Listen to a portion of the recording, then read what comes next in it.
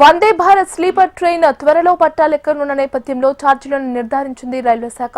కోల్కతా గువాహటి మధ్య ట్రైన్ ప్రారంభం కానుండగా ఇందులో 3 టైర్ ఏసీకి మినిమం ఛార్జ్ ₹960గా నోటిఫై చేశారు.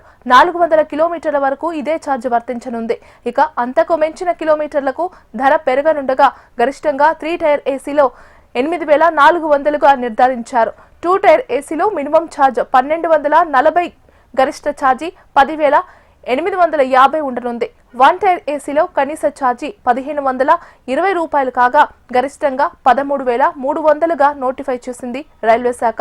ఇక మిగిలిన రైళ్లలో వందే భారత్ స్లీపర్లో ఆర్ఏసీ సిస్టమ్ తొలగిస్తున్నారు. ఇందులో టికెట్ కన్ఫర్మ్ అయిన వారికి ప్రయాణానికి అనుమతిస్తారు. వెయిటింగ్ లిస్ట్ పాక్షికంగా కన్ఫర్మ్ అయిన ప్రయాణికులను కూడా ఈ రైలులో ప్రయాణానికి అనుమతించరు. అధునాతన టాయిలెట్లు, రీడింగ్ లైట్లు, ఛార్జింగ్ పాయింట్లు, ప్రమాదాల నివారణ వ్యవస్థతో వందే భారత్ స్లీపర్ రైళ్లను తయారు చేశారు. టాప్ స్పీడ్ 180 కిలోమీటర్లు కాగా ట్రాక్ల సామర్థ్యం ఆధారంగా 130 కిలోమీటర్ల వేగంతో వెళ్లే అవకాశం ఉంది.